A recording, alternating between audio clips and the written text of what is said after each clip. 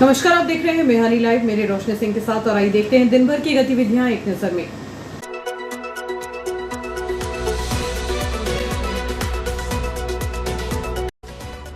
इस हेडलाइन के प्रायोजक है नर्मदांचल का स्वर्ण धाम गोठी ज्वेलर्स, सराफा बाजार, इटारसी।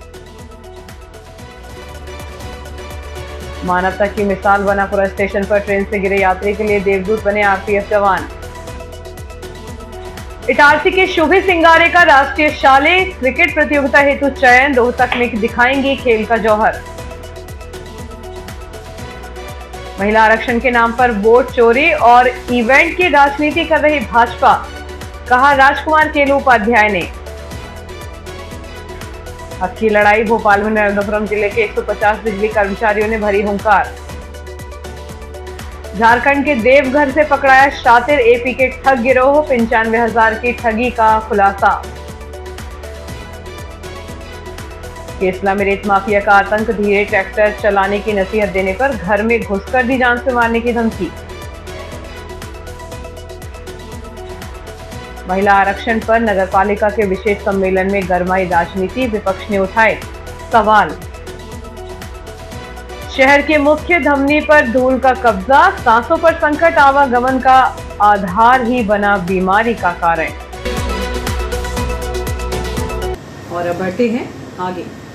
साइबर अपराधों पर नकेल कसने के लिए नर्मदापुरम पुलिस ने एक अंतर्राज्यीय गिरोह का पर्दाफाश किया है। पुलिस ने झारखंड के देवघर जिले से 3 शातिर ठगों को गिरफ्तार किया है, जो एपी के फाइल के जरिए लोगों के मोबाइल हैक कर उनके बैंक खातों से रकम पार कर देते थे। आरोपियों ने सदर बाजार के एक युवक से करीब 95,000 रुपए की ठगी की थी।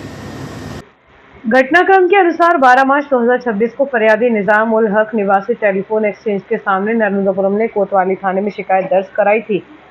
फरियादी को 28 जनवरी को उनके व्हाट्सएप नंबर पर अज्ञात व्यक्ति द्वारा आरटीओ चालान के नाम से एक एपी के फाइल भेजी गई थी। जैसे ही उन्होंने उस पर क्लिक किया, उनका मोबाइल हैक हो गया और सिम निष्क्रिय हो गई। नई सिम प्राप्त करने पर उन्हें पता चला कि उनके खाते से 95,000 रुपए गायब हो चुके हैं।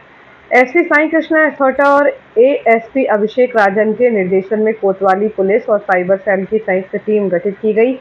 तकनीकी साक्ष्यों और डिजिटल डेटा के विश्लेषण के बाद पुलिस की टीम झारखंड के देवघर पहुंची। वहां घेराबंदी कर गिरोह के सरगना सहित 3 आरोपियों अरुण मेहरा 48 वर्ष मुख्य सरगना, पवन मेहरा और लल्लन कुमार मेहरा 19 वर्ष सभी निवासी ग्राम धुंधवा जोरी, जिला देवघर, झारखंड को गिरफ्तार किया है। आरोपी सबसे पहले किसी परिचित व्यक्ति का व्हाट्सएप हैक करते थे, फिर उसके कॉन्टैक्ट्स को आरटीओ चालान या अन्य महत्वपूर्ण दस्तावेज के नाम पर एपी के फाइल भेजते थे। फाइल डाउनलोड होते ही आरोपी को मोबाइल का रिमोट एक्सेस मिल जाता था, जिससे वे बैंक, ओटीपी और अन्य गोपनीय जानकारी हासिल कर लेते थे। पुलिस प्रशासन ने नागरिकों से अपील की है कि किसी भी अज्ञात स्रोत से प्राप्त एपी के फाइल या लिंक पर क्लिक न करें। मोबाइल में अनाधिकृत एप्लीकेशन इंस्टॉल करने से पहले बचें। बैंकिंग, ओटीपी की जानकारी किसी से साझा न करें। साइबर अपराध होने पर तत्काल हेल्पलाइन नंबर 1930 या जिला साइबर हेल्पलाइन 7049126590 पर सूचना दें। इस कार्रवाई में कोतवाली टीआई कंचन सिंह ठाकुर, उप निरीक्षक जितेंद्र चौहान, सहायक उप निरीक्षक रेवाराम गायकवाड़ और साइबर सेल की टीम की महत्वपूर्ण भूमिका रही। शहर के वार्ड 12 के वह मुख्य सड़क, जिसे हजारों नागरिकों की लाइफलाइन कहा जाता है, भ्रष्टाचार और प्रशासनिक अनदेखी का जीवंत स्मारक बन चुकी है। नई गरीबी लाइन अंडरब्रिज मार्ग पर डामर का नामो निशान मिट चुका है और उसकी जगह अब केवल जानलेवा गड्ढे और उड़ती हुई धूल बची है।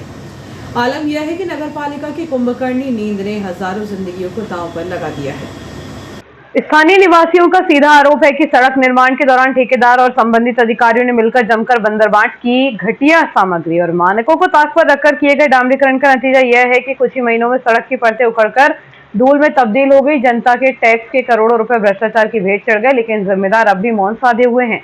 घर घर में बीमारी का डेरा। धूल का आलम यह है कि सड़क किनारे बसे घरों में 24 घंटे धूल की मोटी परत जमी रहती है। स्थानीय लोग श्वास, गले के संक्रमण और एलर्जी जैसी गंभीर बीमारियों की चपेट में है। विशेषकर छोटे बच्चों और बुजुर्गों के लिए यहाँ की हवा जहरीली हो चुकी है। नगरपालिका की बेरुखी से आक्रोशित वार्डवासियों ने अब आर पार की लड़ाई का ऐलान कर दिया है। मोहल्ले वासियों ने स्पष्ट शब्दों में अल्टीमेटम दिया है कि यदि 7 दिनों के भीतर सड़क सुधार का कार्य शुरू नहीं हुआ तो मुख्य मार्ग को पूरी तरह बंद कर अनिश्चितकालीन धरना शुरू किया जाएगा।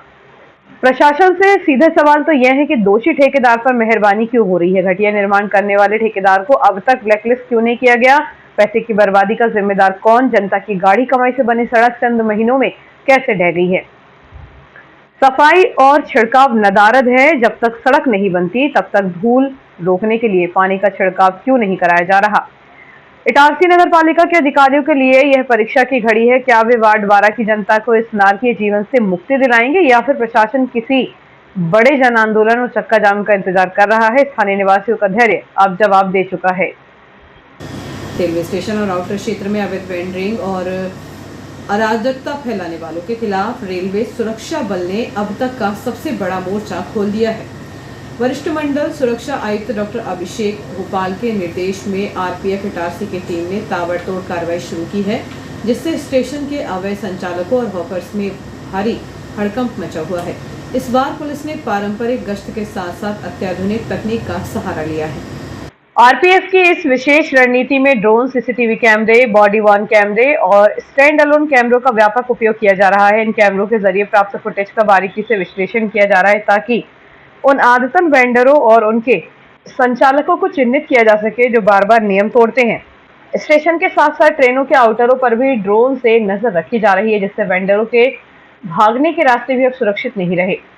इस अभियान की सफलता के लिए आरपीएफ ने रेलवे के वाणिज्य और स्वास्थ्य विभाग के साथ साथ हाथ मिलाया है। अलग अलग टीमें बनाकर इटारसी से गुजरने वाली चिन्हित ट्रेनों में टिकट चेकिंग स्टाफ की मदद से संयुक्त छापेमारी की जा रही है। पिछले महज एक सप्ताह के भीतर आरपीएफ ने रिकॉर्ड 118 अवैध वेंडरों को रेल अधिनियम के तहत गिरफ्तार कर उन पर कार्रवाई की है।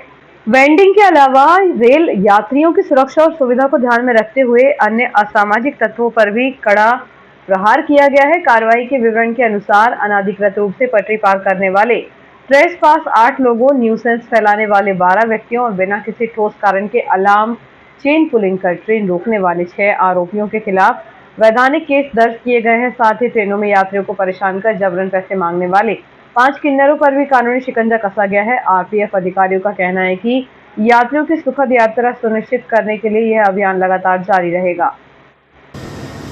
शिक्षक कल्याण संगठन जिला नर्मदापुरम की 2 प्रमुख मांगों को प्रदेश सरकार द्वारा स्वीकार किए जाने पर संगठन ने हर्ष व्यक्त किया। प्रतिनिधि मंडल ने विधायक डॉक्टर शीतल शर्मा से भेंट कर मुख्यमंत्री मोहन यादव के नाम आभार पत्र सौंपा। भगवान परशुराम के जय जयकार के साथ ब्राह्मण समाज की एकता और सामाजिक सद्भाव का अद्भुत प्रदर्शन करते हुए सर्व ब्राह्मण समाज मंडल जमानी ढाबा एवं धाई के विप्र बंधुओं द्वारा विशाल वाहन रैली निकाली गई। रैली का शुभारंभ जमानी स्थित कान्हा किसान सेवा केंद्र से किया गया। रैली सीपी गेट इटारसी पहुंचकर इटारसी के विप्र बंधुओं की रैली में सम्मिलित हुई। तत्पश्चात सभी विप्र बंधुओं ने मिलकर सुनियोजित रूप से विभिन्न स्थानों से रैली निकाली। पूरे मार्ग में भगवान परशुराम की उद्घोषणा जय जय परशुराम गूंजती रही, जिसने ब्राह्मण समाज में एकता एवं भाईचारे का सुंदर परिचय दिया।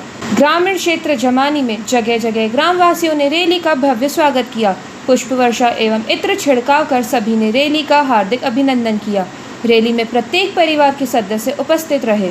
इस दौरान समाज के प्रमुख पंडित हेमंत दुबे, पंडित सुभाष दुबे, अनिरुद्ध दुबे, अध्यक्ष राकेश दीक्षित, उपाध्यक्ष देवू दुबे, पंकज दीवान, मयंक तिवारी, पराग दीक्षित, गौरव पांडे, अभिमन्यु दुबे सहित ब्राह्मण समाज के समस्त जमानी सामाजिक बंधु बड़ी संख्या में उपस्थित रहे।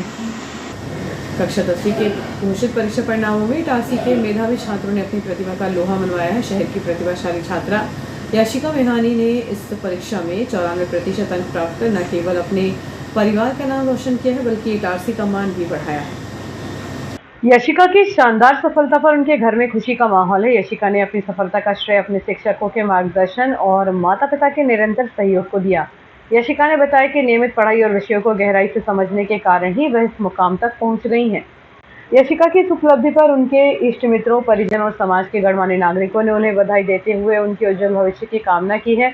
इटारसी के शिक्षण संस्थानों, प्रबुद्धजनों ने भी यशिका की इस गौरवपूर्ण उपलब्धि पर सराहा है। कक्षा 10वीं के सीबीएसई परिणाम घोषित होने पर इटारसी के मेधावी छात्रों ने अपनी प्रतिभा का लोहा मनवाया। इस शहर की प्रतिभाशाली छात्रा यशिका मेहानी ने इस परीक्षा में 94% अंक प्राप्त कर न केवल अपने परिवार का नाम रोशन किया बल्कि इटारसी का मान भी बढ़ाया है। मध्य प्रदेश बिजली कर्मचारी संघ के बैनर तले अपनी 11 सूत्री मांगों को लेकर प्रदेश भर के बिजली कर्मचारियों ने भोपाल में धरना प्रदर्शन किया। आंदोलन के चौथे चरण में आयोजित इस प्रदर्शन में नर्मदापुरम जिले से करीब 150 बिजली कर्मचारियों ने शिरकत की और सरकार के खिलाफ जोरदार नारेबाजी की। महासंघ के मध्य क्षेत्र कंपनी अध्यक्ष हरिहर वैष्णव के नेतृत्व में इटारसी, नर्मदापुरम, सोहागपुर और पिपरिया संभागों में बड़ी संख्या में कर्मचारी भोपाल पहुंचे।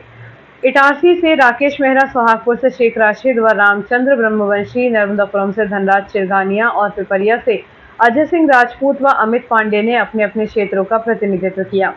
सभा में वक्ताओं ने कहा कि यदि नियमित संविदा और आउटसोर्स कर्मचारियों की जायज मांगों पर विचार नहीं किया गया तो संगठन अनिश्चितकालीन आंदोलन की राह पर जाएगा। महासंघ के प्रदेश महामंत्री सुशील कुमार पांडे ने स्पष्ट चेतावनी देते हुए कहा कि मांगे न मानने की स्थिति में प्रदेश में ब्लैकआउट तक किया जा सकता है। प्रदर्शन में सेवानिवृत्त कर्मचारी और अनुकंपा नियुक्ति की राह देख रहे आश्रित भी शामिल हुए। कि हमें अपनी शक्ति का भी प्रदर्शन कराना आवश्यक होता है। शक्ति का प्रदर्शन इस नाते कि संगठन की मांग नहीं है, इतने बड़े वर्ग की मांग है, इसका प्रदर्शन होना आवश्यक है। और उसी के निमित्त आज 16 अप्रैल को गोविंदपुरा के इस प्रांगण में हम सभी उपस्थित हुए हैं। लेकिन जिस शक्ति के साथ हमको उपस्थित, जिस शक्ति के साथ बिजली कर्मचारी महासंघ ने आह्वान किया था, उस शक्ति के साथ हम उपस्थित नहीं हुए हैं, ये भी कहते हुए मुझे कोई संकोच नहीं होता है। साथियों, आज जो मंच पे जो लोग बैठे हैं उनकी शक्ति आप हैं, और जो इन कार्यक्रम को माध्यम से जो संदेश जाता है वो संदेश बहुत महत्वपूर्ण होता है कि कितने कर्मचारी वहां एकत्र हुए हैं। और विशेष रूप से जब भारतीय मजदूर संघ के कार्यक्रम होते हैं तो चाहे वो इंटेलिजेंस हो, चाहे कोई भी विभाग हो, वो ये पल पल की खबर देता है कि भारतीय मजदूर संघ ने आह्वान किया है तो उस प्रांगण में आज आंदोलन होने वाला है, भारी संख्या में लोग एकत्र होने वाले हैं। तो आज जो यहाँ उपस्थित हुए हैं उनका मैं साधुवाद भी करता हूँ, अभिनंदन भी करता हूँ। और जो साथी आज यहाँ पहुंचे नहीं हैं उन सभी को जाके आपको समझाने की भी आवश्यकता है कि अपनी मांगे हैं तो उसकी मांगों के प्रति पूरी सख्ती से हम उनके साथ खड़े रहें। ये बात संगठनात्मक दृष्टि से कितनी महत्वपूर्ण है। साथियों, जब मैं मांगों की तरफ जाता हूं, क्योंकि पूर्व वक्ताओं ने आपको जानकारी में दे ही दिया है कि मैं भी बिजली से हूं, और जितने भी यहाँ मंच पे बैठे लोग हैं सभी बिजली से हैं। केवल हमारे प्रभारी जो हैं वो डिफेंस से हैं, लेकिन जब बिजली के प्रभारी हैं तो वो भी बिजली से हैं। तो इतना बड़ा मंच आपके समक्ष बैठा हुआ है, एक एक मांग का उसने अध्ययन किया है, और उस अध्ययन के आधार पर सरकार के समक्ष जो संगठन के माध्यम से सुझाव जाना चाहिए, सारे सुझाव दिए हैं। चाहे वो संविदा कर्मचारियों के 2013 की जो नियुक्ति हुई है, पूर्व में महामंत्री जी ने स्पष्ट रूप से, विस्तार रूप से आप सभी के समक्ष बताया है। बहुत बड़ी अनियमितता है और इस अनियमितता का समाधान होकर ही रहेगा। आउटसोर्स कर्मचारियों की जब हम बात करते हैं तो ध्यान में आता है कि सामाजिक सुरक्षा का अभाव है। जो न्यूनतम वेतन जो निर्धारित है, जो अधिकार सामाजिक सुरक्षा के माध्यम से, जो सरकारों के माध्यम से या श्रम कानूनों के माध्यम से जो नेते हैं, उनकी शहर के विभिन्न क्षेत्रों में बिजली लाइनों और उपकेंद्रों के संधारण कार्य के चलते रविवार 19 अप्रैल को विद्युत प्रदाय बाधित रहेगा। उप महाप्रबंधक मध्य क्षेत्र विद्युत वितरण कंपनी ने बताया कि 33 और 11 केवी उपकेंद्र, ट्रैक्टर स्कीम और अन्य फीडरों पर कार्य किया जाना है। डीजल शाखा इटारसी द्वारा डीजल शेड में वेस्ट सेंट्रल रेलवे मजदूर संघ के महामंत्री अशोक शर्मा के नेतृत्व में आर.के. शर्मा, मंडल अध्यक्ष कमलेश परिहार, मंडल सचिव के मार्गदर्शन में 13 अप्रैल से 18 अप्रैल 2026 के बीच आयोजित 8th पे कमीशन को लेकर कर्मचारी सहयोग समिति के अंतर्गत कर्मचारियों के अमूल्य सुझाव लिए गए। इस कार्यक्रम में डीजल शाखा सचिव राजेश यादव, मुख्यालय कार्यकारिणी सदस्य राजेश गौर, सह सचिव सुनील श्रीवास्तव, संगठन सचिव सरोज कुमार सहित अन्य सदस्य मौजूद रहे। कार्यक्रम में NFIR के महामंत्री एम राघवैया द्वारा पे कमीशन को लेकर उनका उद्बोधन दिखाया गया और इंजीनियर्स के साथ हुए पे कमीशन पर अन्याय को लेकर कंपैरेटिव लेजर बताया गया। ग्रेड पे जेई की शुरुआत 4600 और SSC का 5400 रखने की बात कही गई। साथ ही SSC में 30% सीनियर सुपरवाइजर्स को ग्रुप बी का गैजेटेड रैंक हेतु कहा गया। MECP के लिए ट्रेनिंग पीरियड को शामिल हेतु सहमति बनी। शेड में कार्यरत सभी लोगों के हैजर्डस अलाउंस, चूँकि सभी डीजल शेड में पॉल्यूटेड एरिया में कार्य करते हैं और आए दिन लोगों को इन्फेक्शन होता रहता है, अतः आवश्यक रूप से दिया जाए। साथ ही प्रमोशन न होने की दशा में देखते हुए आर्थिक रूप से सहायता के लिए 5 साल में MSCP जैसे प्रमोट किया जाए। शीघ्र NFIR को संघ के माध्यम से भिजवाने हेतु कर्मचारियों को आश्वस्त किया गया। उक्त जानकारी शाखा अध्यक्ष WCRMS रीजन शाखा इटारसी महाकालेश्वर कश्यप द्वारा दी गई। जॉइंट कंसल्टेटिव मशीनरी होती है जो कि रेलवे बोर्ड के आमने सामने बैठकर हर चीज का आपस में कन्वर्सेशन करके और ये बातें कर्मचारियों की ओर से रखती है।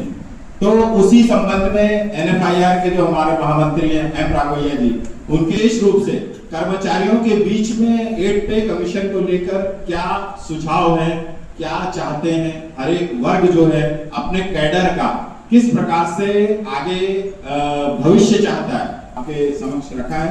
मैं चाहूंगा कि वह भी आज आप हमारे NFIR महामंत्री को भी सुने।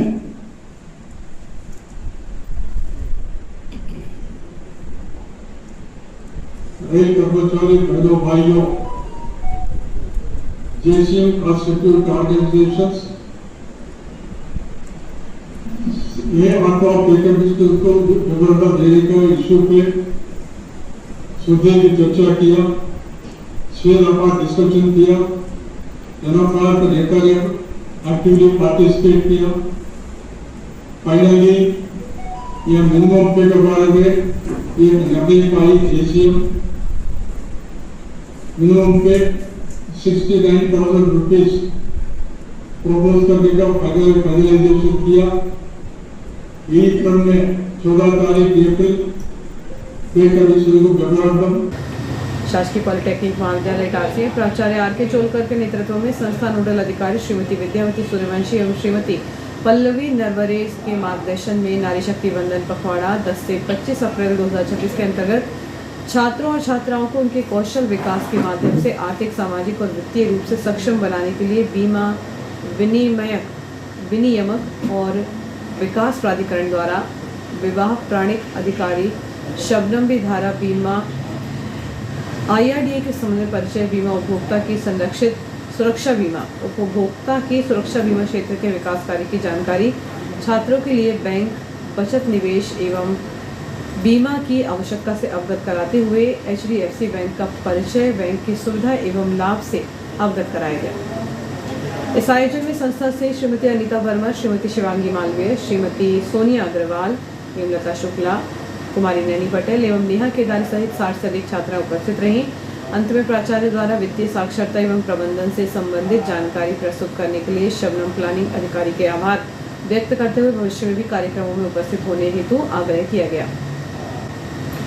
अखिल भारत हिंदू महासभा ने भारत को संवैधानिक रूप से अखंड हिंदू राष्ट्र घोषित कराने, देश में एक समान नागरिक कानून बनाने, गोहत्या पर राष्ट्रीय स्तर पर प्रतिबंध लगाने, गौमाता को राष्ट्र माता घोषित कराने एवं धर्म स्थल कानून को निरस्त कराने राष्ट्रव्यापी जन जागरण अभियान चलाने का निर्णय राष्ट्रीय अध्यक्ष डॉक्टर मुन्ना कुमार शर्मा द्वारा लिया गया। देवभूमि उत्तराखंड हरिद्वार अखिल भारत हिंदू महासभा की राष्ट्रीय कार्यकारिणी समिति की बैठक कनखल हरिद्वार स्थित राजपूत पंचायती धर्मशाला में आयोजित की गई। बैठक की अध्यक्षता अखिल भारत हिंदू महासभा के राष्ट्रीय अध्यक्ष डॉक्टर मुन्ना कुमार शर्मा ने किया। सर्वप्रथम राष्ट्रीय अध्यक्ष डॉक्टर मुन्ना कुमार शर्मा, राष्ट्रीय उपाध्यक्ष महामंडलेश्वर, राष्ट्रीय महामंत्री सुनील कुमार सहित अन्य राष्ट्रीय पदाधिकारियों ने दीप प्रज्वलित कर एवं महापुरुषों के चित्रों पर माल्यार्पण कर बैठक का शुभारंभ किया।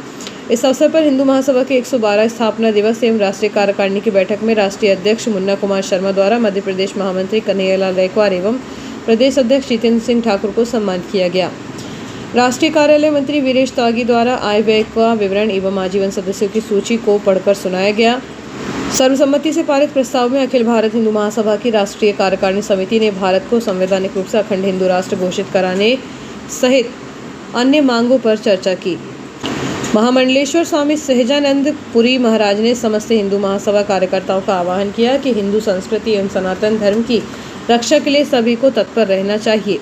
हिंदू संस्कृति, गौमाता, गंगा और गीता की रक्षा केवल हिंदू महासभा ही कर सकती है। उन्होंने कहा कि हिंदू संगठित होकर अपने हितों की रक्षा के लिए संघर्ष करें। इस अवसर पर उत्तर प्रदेश हिंदू महासभा के प्रदेश अध्यक्ष संजीव सिंह राणा सहित बड़ी संख्या में हिंदू महासभा के पदाधिकारी व कार्यकारिणी समिति के सदस्य उपस्थित। रुक रहे हैं छोटे से ब्रेक के लिए।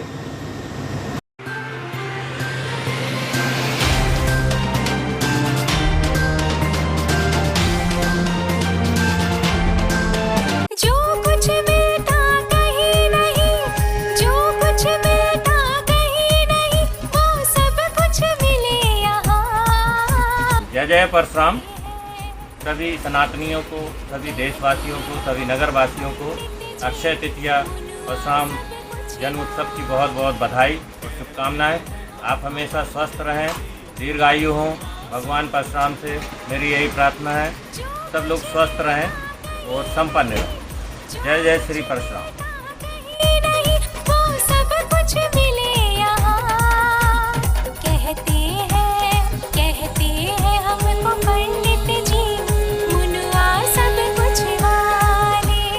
बच्चों के सुनहरे भविष्य के लिए गुणवत्तापूर्ण शिक्षा प्रदान करने को दृढ़ संकल्पित आपके क्षेत्र का विश्वसनीय शिक्षा संस्थान Guru Nanak Public Higher Secondary School Punjabi मोहल्ला इटारसी में कक्षा नर्सरी से 12वीं तक हिंदी तथा इंग्लिश मीडियम में बिना किसी डोनेशन के प्रवेश प्रारंभ हो चुके हैं। Guru Nanak Public Higher Secondary School, जहां बच्चों के सर्वांगीण विकास पर ध्यान दिया जाता है।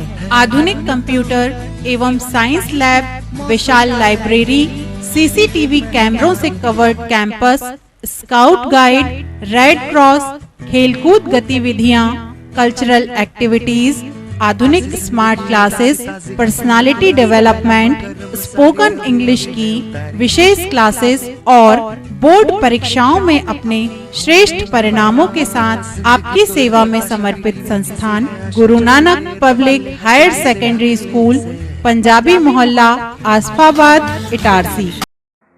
हर गहना नहीं होता बस एक आभूषण, कभी बनता है परंपरा तो कभी बनता है प्यार की पहचान। गोठी ज्वेलर्स, नर्मदांचल का स्वर्ण धाम इटारसी, जहां हर डिजाइन में झलकती है शुद्धता, विश्वास और कारीगरी। शादी हो या हो त्योहार या कोई खास पल, यहाँ हर गहना कहता है तुम सबसे खास हो। गोठी ज्वेलर्स, जहां सोने से ज्यादा दमकता है आपका विश्वास। नर्मदांचल का गर्व, इटारसी की पहचान। गोठी ज्वेलर्स इटारसी, हर गहना एक कहानी, शुद्धता में विश्वास, कारीगरी में कमाल, जहां हर डिजाइन कहे तुम सबसे खास हो। तो एक बार जरूर विजिट करें नर्मदांचल का स्वर्ण धाम गोठी ज्वेलर्स इटारसी। नर्मदांचल के प्रतिष्ठित मां नर्मदा एजुकेशन ग्रुप द्वारा संचालित मां नर्मदा महाविद्यालय, जिसमें बीएड एवं डीएलएड कोर्स संचालित किया जा रहा है, एवं मां नर्मदा स्कूल जो सर्व सुविधायुक्त अंग्रेजी माध्यम से कक्षा नर्सरी से 8वीं तक 2016 से संचालित है। मां नर्मदा स्कूल में बच्चों को गुणवत्तापूर्ण शिक्षा प्रदान करने के साथ साथ उनके सर्वांगीण विकास पर विशेष ध्यान दिया जाता है। लगभग 25 से 30 एक्टिविटीज कराई जाती हैं, जिससे भविष्य एवं करियर हेतु सब बच्चों का संपूर्ण विकास तथा व्यक्तित्व निर्माण होता है। विद्यालय का उद्देश्य विद्यार्थियों को आधुनिक शिक्षा के साथ संस्कार युक्त वातावरण प्रदान करना है। किसी भी उज्जवल भविष्य की ओर अग्रसर हो सके, यहाँ अनुभवी शिक्षकों द्वारा विद्यार्थियों को पढ़ाई के साथ साथ खेल को सांस्कृतिक गतिविधियों और रचनात्मक कार्यों के माध्यम से सीखने का अवसर दिया जाता है।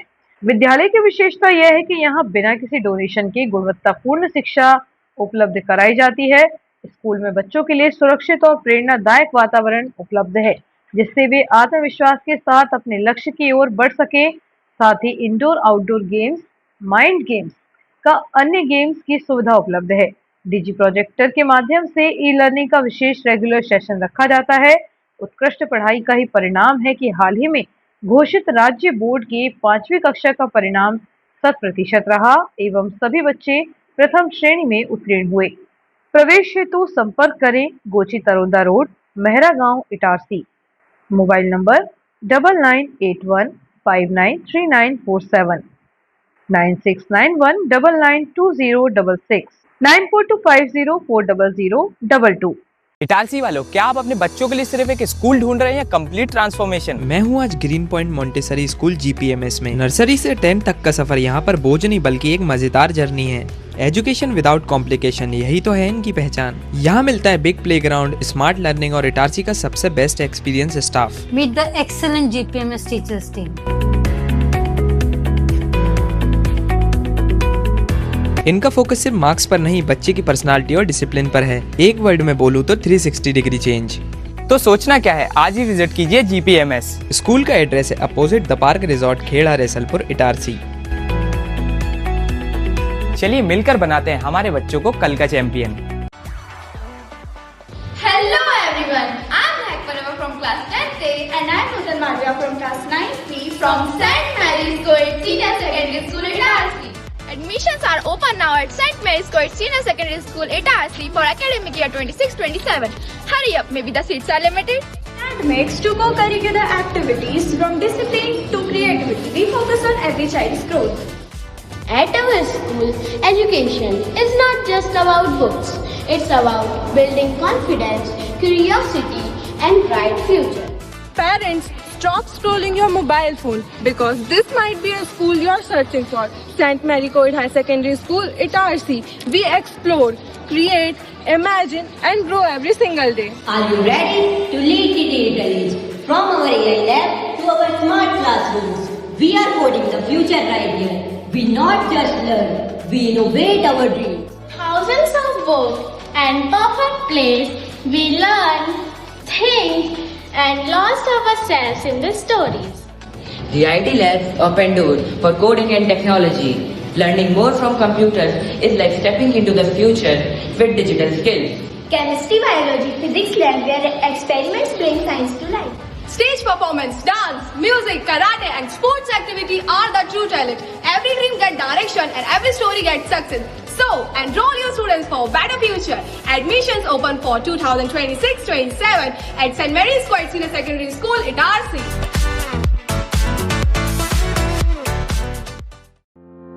दयाल मल्टी स्पेशलिटी हॉस्पिटल, शहर का सबसे अत्याधुनिक सुविधाओं वाला hospital. Dayal multi speciality hospital railway कर्मचारियों की सेवा में अब 24 घंटे तत्पर। रेलवे कर्मचारियों के लिए अब 24 घंटे 7 दिन स्वास्थ्य सुविधाएं उपलब्ध। यहाँ सभी प्रकार की बीमारियों का संपूर्ण इलाज किया जाता है। इमरजेंसी की स्थिति में तुरंत दयाल हॉस्पिटल से संपर्क करें।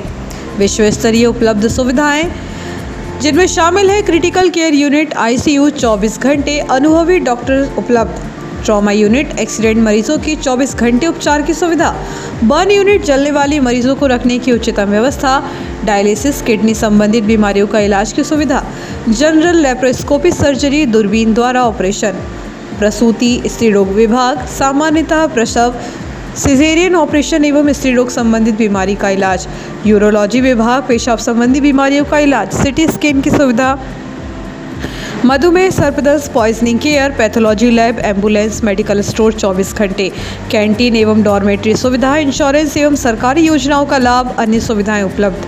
महानगरों जैसे इलाज की सुविधा अब Dayal multi speciality hospital, Itarsi में उपलब्ध। Dayal multi speciality hospital near BSNL office, Itarsi.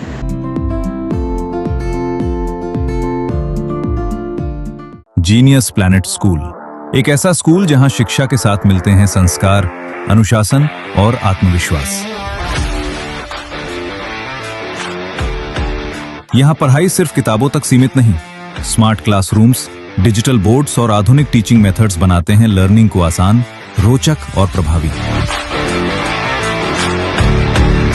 आधुनिक साइंस लैब और कंप्यूटर लैब में बच्चे सीखते हैं करके दिखाना, ताकि वे बन सकें भविष्य के इंजीनियर, डॉक्टर, साइंटिस्ट और टेक्नोलॉजी रेडी सिटीजन्स। इटारसी जैसे एनर्जेटिक शहर के बच्चों के लिए खेल, योग, डांस और एक्टिविटीज बनाती हैं उन्हें फिट, फोकस्ड और कॉन्फिडेंट।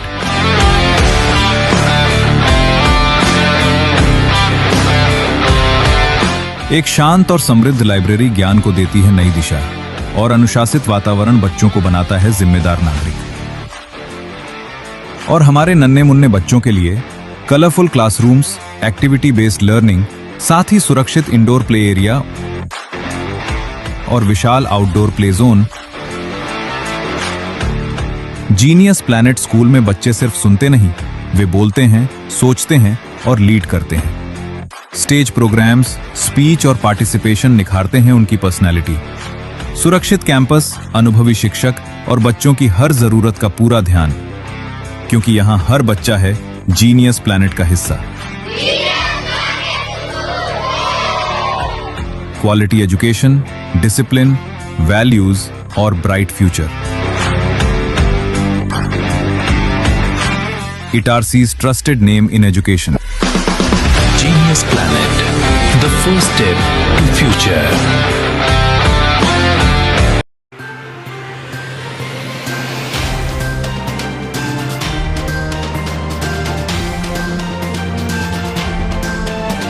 ब्रेक के बाद एक बार फिर मेरे गीत शिवरासानी के साथ मध्य प्रदेश कांग्रेस कमेटी के महासचिव राजकुमार केलू उपाध्याय ने नारी शक्ति वंदन अधिनियम को लेकर केंद्र की भाजपा सरकार पर तीखा हमला बोला है। उन्होंने आरोप लगाया कि भाजपा के लिए महिला आरक्षण सिर्फ एक राजनीतिक प्रोपेगेंडा और इवेंट बनकर रह गया है, जिसका असली मकसद जनता को गुमराह कर वोट बटोरना है। केलू उपाध्याय ने प्रेस नोट जारी कर कहा कि जब 2023 में महिला आरक्षण बिल पारित हो चुका है और राष्ट्रपति के हस्ताक्षर भी हो चुके हैं, तो फिर इसे लागू करने में इतनी देरी क्यों की जा रही है। उन्होंने सवाल किया कि कई विधानसभा चुनाव बीत जाने के बाद भी आने वाले लोकसभा चुनाव में इसे क्यों लागू नहीं किया जा रहा। कांग्रेस महासचिव ने कहा कि जनगणना और परिसीमन के नाम पर अब नया षड्यंत्र रचा जा रहा है ताकि महिलाओं की भागीदारी को 2029 तक टाला जा सके। उन्होंने स्पष्ट किया कि हाल ही में जो खारिज हुआ है वह मूल महिला आरक्षण बिल नहीं बल्कि संशोधन था, जिसके जरिए सरकार अपने हिसाब से देश के इलेक्टोरल मैप को बदलना चाहती थी। भाजपा पर कड़ा प्रहार करते हुए उपाध्याय ने कहा कि विधानसभा और लोकसभा में महिला आरक्षण हकीकत में शून्य है, लेकिन प्रोपेगेंडा में इसे नंबर 1 बनाया गया है। उन्होंने कहा कि भाजपा को किसान, नौजवान या महिलाओं के हितों से कोई सरोकार नहीं है। उनका एकमात्र उद्देश्य हर मुद्दे पर इवेंट कर वोट चोरी करना है। खेल जगत में इटारसी का नाम एक बार फिर गौरवान्वित हुआ है। पश्चिम मध्य रेलवे सीनियर सेकेंडरी स्कूल की कक्षा 10वीं की प्रतिभावान छात्र शुभी सिंघारे का चयन school games federation of India द्वारा आयोजित 69वीं राष्ट्रीय शालेय क्रिकेट प्रतियोगिता के लिए किया गया है। शुभी सिंघारे सुपुत्री कपिल सिंघारे इस राष्ट्रीय प्रतियोगिता में मध्य प्रदेश का प्रतिनिधित्व करेंगी। यह प्रतिष्ठित आयोजन हरियाणा के रोहतक में आगामी 29 अप्रैल से 3 मई 2026 तक आयोजित किया जाएगा। राष्ट्रीय स्तर पर अपनी जगह बनाकर शुभी ने न केवल अपने स्कूल बल्कि पूरे जिले का नाम रोशन किया है। मुख्य प्रतियोगिता के लिए रवाना होने से पहले शुभी एक विशेष प्रशिक्षण शिविर का हिस्सा बनेंगी। प्री नेशनल कोचिंग कैंप का आयोजन 22 से 26 अप्रैल 2026 तक रायसेन में किया जा रहा है, जहां वे अपने कौशल को और अधिक निखारेंगी। छात्रा की ऐसी ऐतिहासिक उपलब्धि पर स्कूल के प्राचार्य संजय देशमुख ने शुभी को शुभाशीष देते हुए उनके उज्जवल भविष्य की कामना की है। स्कूल स्टाफ और क्षेत्र के खेल प्रेमियों ने शुभी की सफलता पर हर्ष व्यक्त किया है। रेल सफर के दौरान दुर्घटना का शिकार हुए एक युवक के लिए आरपीएफ के 2 जवान जीवन रक्षक बनकर सामने आए।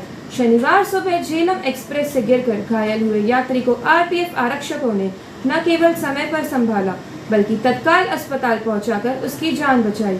जवानों की इस तत्परता और मानवीय संवेदना के क्षेत्र में काफी सराहना हो रही है। घटना शनिवार सुबह करीब 6:50 की है, जब गाड़ी संख्या 11077 झेलम एक्सप्रेस वनापुरा रेलवे स्टेशन के प्लेटफॉर्म नंबर 2 पर आकर रुकी थी। सुबह 6:55 पर जैसे ही ट्रेन रवाना हुई, आगे के सामान्य कोच से उतरने या चढ़ने के प्रयास में एक यात्री अनियंत्रित होकर नीचे गिर गया। यात्री की पहचान मोनू विश्वकर्मा 24 वर्ष निवासी जिला टीकमगढ़ के रूप में हुई है, जो पुणे से ललितपुर की यात्रा कर रहा था। ट्रेन से गिरते ही युवक के चेहरे पर गंभीर चोट आई है। ड्यूटी पर तैनात आरपीएफ इटारसी के आरक्षक हरप्रताप सिंह और आरक्षक अजीत सारंग ने जैसे ही यात्री को गिरते देखा, वे बिना एक पल गंवाए उसकी ओर दौड़े। जब तक ट्रेन स्टेशन से निकल चुकी थी, दोनों जवानों ने घायल मोनू को सहारा देकर उठाया और सुरक्षित आरपीएफ चौकी लेकर आए। जवानों ने पहले उसे प्राथमिक उपचार दिया और फिर तुरंत सिविल अस्पताल शिवनी मालवा लेकर पहुंचे। अस्पताल में समय पर डॉक्टरी सहायता मिलने और मरहम पट्टी के बाद युवक की स्थिति में सुधार हुआ। उपचार के उपरांत डॉक्टरों ने उसे डिस्चार्ज कर दिया। आरपीएफ स्टाफ ने घायल यात्री को सुरक्षित दूसरी ट्रेन में बिठाकर उसके गंतव्य के लिए रवाना किया। जाते समय घायल सोनू विश्वकर्मा की आंखें भर आईं। उसने आरपीएफ जवानों की प्रशंसा करते हुए कहा कि अगर आज ये जवान सतर्क न होते तो उसके साथ कोई बड़ी अनहोनी हो सकती थी। जिले के केसला थाना क्षेत्र के ग्राम सहेली में रेत के अवैध कारोबार से जुड़े रसूखदारों की गुंडागर्दी का सनसनीखेज मामला सामने आया है। महज रेत की ट्रॉली धीरे चलाने की नसीहत देने पर कुछ युवकों ने हथियारों से लैस होकर एक परिवार के घर पर हमला बोल दिया और जान से मारने की धमकी दी। घटना का वीडियो सोशल मीडिया पर वायरल होने के बाद इसे सत्ताधारी दल के नेताओं से जोड़कर भी देखा जा रहा है। प्राप्त जानकारी के अनुसार घटना की जड़ रेत से भरी ट्रैक्टर ट्रॉलियों की तेज रफ्तार है। बताया जा रहा है कि ग्राम सहेली में एक बच्ची इन ट्रॉलियों की चपेट में आने से बाल बाल बची थी। जब ग्रामीणों और पीड़ित परिवार ने इन ट्रॉली चालकों को वाहन धीरे चलाने की समझाइश दी तो वे सुधार करने की बजाय गुंडागर्दी पर उतारू हो गई। थाना केसला में दी गई शिकायत के अनुसार प्रार्थी पुरुषोत्तम यादव ने बताया कि 15 अप्रैल की शाम करीब 7:30 बजे ग्राम केसला निवासी सृजल यादव, तन्मय और उनके अन्य साथी हथियारों के साथ उनके घर के सामने पहुंचे। आरोपियों के हाथों में चाकू और बल्लम थे। वे चिल्लाते हुए पुरुषोत्तम के बेटे त्रयंबक यादव को बाहर निकालने और उसे जान से खत्म करने की धमकी देने लगे। इतना ही नहीं, वायरल चर्चाओं और शिकायत के अनुसार आरोपी आपस में गाड़ी से पिस्टल निकालने की बात भी कर रहे थे। हथियारों की नुमाइश और शोर शराबा सुनकर जब गांव वाले बड़ी संख्या में इकट्ठे हुए और विरोध दर्ज कराया, तब कहीं जाकर आरोपी अपनी गाड़ी में बैठकर वहां से निकले। भागते समय भी आरोपी परिवार को देख लेने की धमकी देते रहे। इस पूरी घटना में गांव में दहशत का माहौल है। घटना के बाद पीड़ित परिवार ने केसला पुलिस थाने में लिखित आवेदन देकर आरोपियों के खिलाफ कड़ी कानूनी कार्रवाई की मांग की है। वहीं सोशल मीडिया पर चल रहे वीडियो के आरोपियों का संबंध भाजपा नेताओं से होने का दावा किया जा रहा है, जिससे मामला और अधिक गर्म हो गया है। पुलिस अब इस मामले की जांच में जुटी है कि रेत के इस अवैध परिवहन और सरेआम हथियारों के प्रदर्शन के पीछे किन सफेद पोशों का हाथ है। और आइए देखते हैं दिन भर की गतिविधियां एक बार फिर।